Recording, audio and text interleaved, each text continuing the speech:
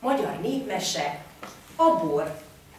Volt egyszer egy gazdag ember, a pincéjében hordószámra állott a jobbnál jobb, finomabbnál finomabb bor.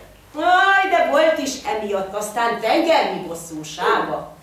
Ahány inassa volt, az mind erősen szerette a bort. Akárhogy vigyázott, bezzeg, hogy éppen a legfinomabb borát dézsmálták meg. Sokat tűnődött magában a gazdag ember, hogy s mind segíthetne ezen. Aki barátja csak hozzájött, mindtől azt tudakolta, nem tud-e olyan inasról, aki nem szereti a bort, vagy még jobb volna, aki hírből sem ismeri azt. Na várj, mondja a barátja, majd küldök én hozzád 3 embert, azoktán hírből sem ismerik a bort. Másnap csak ugyan jelentkezett 3 legény.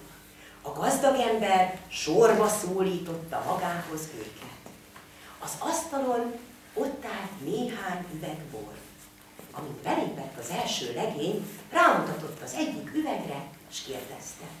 Mi ez? Hát ez, uram, a tokaji bor. Tyű! Hát te még azt is tudod, hogy miféle bor? Nagy korhely lehetsz, te fiam! Eredj Isten hírében! Nem fogadlak fel! Bejött a második legény. A gazdag ember rámutatott egy másik üvegre, és megkérdezte. Mi ez? Hát ez, uram, a badacsonyi bor. Mit? Te még azt is tudod, miféle bor ez? Na, mehetsz Isten hírével! Nem fogadlak fel! Bejött a harmadik legény. A gazdag ember rámutatott egy üvegre, és kérdezte. Mi van ebben az üvegben? A legény rábámult nagy bambán, és azt mondta. Nem tudom. Aha, gondolta magában a gazdag ember. Ez nekem való inas, olyan buta, mint a sötét éjszaka. Hogy még jobban kipróbálja, elővett egy üveg pálinkát, és azt is megkérdezte. Hát ebben mi van, fiam? Hát nem tudom. No, szagold meg! Oda tartotta a legény orra alá, de az akkor is csak ezt mondta. Nem tudom. Bezzeg örült a gazdag ember, hogy ilyen nekivaló inast kapott, de azért még mindig nem bízott benne. Történt egyszer, hogy a városba kellett mennie, és mielőtt elment volna, ezt mondta az inasának. No, Jancsi, mert hogy Jancsinak hívták, én most bemegyek a városba, egyedül maradsz itthon, aztán jól vigyázz mindenre. Nézd, az asztalon van 2 üveg. Ó, nehogy hozzá mer nyúlni, mert méreg ital van mindkettőben. Érted-e? Hát értem. Hogy ne értettem volna. Azzal elment a gazdag ember. No, Jancsinak sem kellett több. Ahogy a gazdája kitette a lábát, besurrant a kamrába, ott a szegről leakasztott egy nagy kolbászt.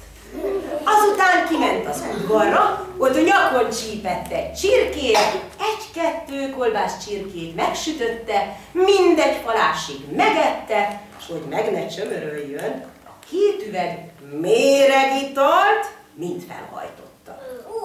Na, azt megihatta, mert az egyikben fehér bor volt, a másikban piros bor. Hazajő a gazda.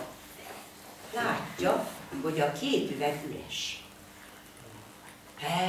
Szörnyű haragra gerjedt. Jobbról, balról rugdalni kezdte a Jancsit, az meg nagy álmosan feltápászkodott. Mit csináltál, te gazember? Nem csináltam én semmit, csak meg akartam halni. Hazudsz! Mondjad a valóságot! Hát az úgy volt, uram, magyarázta Jancsi, hogy egyszer csak látom, hogy a kutya szalad a csirkével. Nosza, utána szaladok, hogy elvegyem tőle. Aha, nem tudtam utolérni, s nagy bosszúsan jöttem vissza.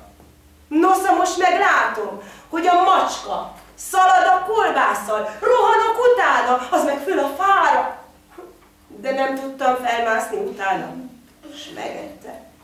Istenem, most mit csináljak?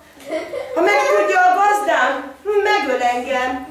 Elgondoltam, egy halállal úgy is tartozunk. Megiszom a méregitalt. Azzal felkaptam a üveget, amelyikben a fehér ital volt, és egy hajtásnyira kiittam. No, gondoltam, most meghalok. De bizony nem haltam meg, sőt olyan rózsás kedvem kerekedett, hogy majd kirúgtam a ház ajtaját. Hát akkor megpróbálom a piros italt. Gondoltam, ebben van az igazi méregital.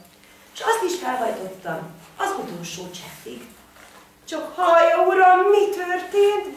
Egyszerre elkezdtem szédülni, tántogni, aztán puff! Lepuffantam a földre, és meghaltam. No várj csak! Adok én neked meghalást, te! Korhely gazember! Ordított a gazda. De mire a botját előkereste, Jancsi úgy eltűnt, mint a kámfor. Üthette a nyomát. Így volt, mese volt, igaz se volt, és Jancsi ma is él, ha meg nem halt.